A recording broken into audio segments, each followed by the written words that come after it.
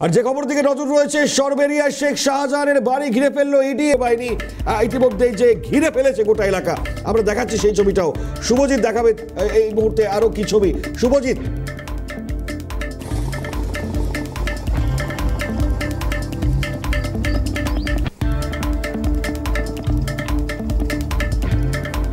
একেবারে মণিময়, তোমাকে জানিয়ে রাখি যে 5ই জানুয়ারি আমরা এনফোর্সমেন্ট ডিরেক্টরেটের এই সন্দেশখালী অভিযানের একেবারে ছবি স্পষ্টত তুলে ধরেছিলাম।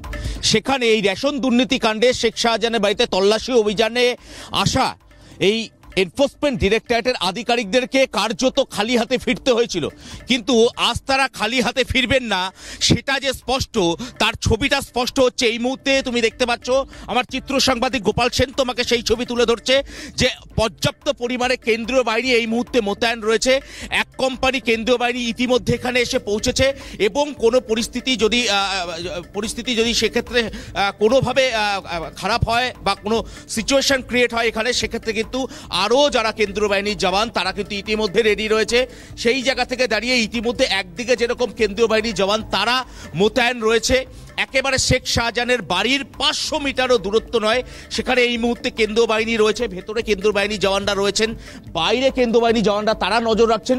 শুধু তাই নয়, তোমাকে জানিয়ে রাখি যে এই মুহূর্তে একদিকে যেরকম কেন্দ্রীয় বাহিনীর জওয়ানরা নজর রাখছেন, ঠিক অন্যদিকে যে অভিযোগ বারংবার এনফোর্সমেন্ট ডিরেক্টরেটের পক্ষ থেকে তোলা হয়েছিল যে স্থানীয় প্রশাসন, স্থানীয় পুলিশের পক্ষ থেকে কোনো রকম কোনো সুযোগ সুবিধা তারা পাননি, কোনো সাহায্যের হাত বাড়িয়ে দেওয়া হয়নি, কিন্তু আজকের ছবিটা কিন্তু কিছুটা হলেও বদলেছে। একদিকে যেরকম স্থানীয় প্রশাসনের পক্ষ থেকে শেখ শাহজাহানের বাড়ির বাইরে সেখানে নজর রাখা হচ্ছে, অন্যদিকে শেখ শাহজাহানের বাড়ির সামনের যে মূল রাস্তা অর্থাৎ আকুঞ্জিপাড়া যে মোড়, সেই মোড়ে এই মুহূর্তে স্থানীয় থানা নেজার থানার পক্ষ থেকে প্রতিনিধিরা রয়েছেন, পুলিশের কমব্যাক ফোর্স রয়েছে। অন্যদিকে তোমাকে জানিয়ে রাখবো এই মুহূর্তে একটু আমার চিত্র সাংবাদিক গোপাল সেনকে বলবো, একদিকে তুমি দেখতে পাচ্ছ যে পুলিশের কমব্যাক ফোর্স রয়েছে, স্থানীয় প্রশাসনের আধিকারিকরা রয়েছেন, নেজার পিএস এর পক্ষ থেকে আধিকারিকরা রয়েছেন। আরও একটি ছবি তোমাকে তুলে ধরার চেষ্টা করবো, ঠিক আমার পেছনের ছবিটা দেখানোর চেষ্টা করব। এই মুহূর্তে তুমি এখান থেকে দেখতে পাচ্ছ সোজা যে রাস্তা একেবারে সমান্তরাল সোজা চলে গিয়েছে, তা কিন্তু একেবারে সরাসরি পৌঁছচ্ছে বাসন্তী হাইওয়েতে।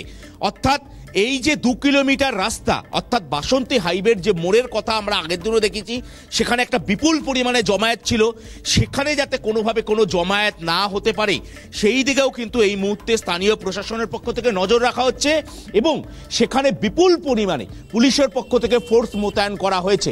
একদিকে যেরকম স্থানীয় পুলিশের পক্ষ থেকে এবং বসিরহাট মহকুমা পুলিশের পক্ষ থেকে ফোর্স এখানে এসে ইতিমধ্যে পৌঁছেছে, অন্যদিকে কিন্তু কেন্দ্রীয় বাহিনীর জওয়ানরা তারাও নজর রাখছেন গোটা পরিস্থিতির ওপর।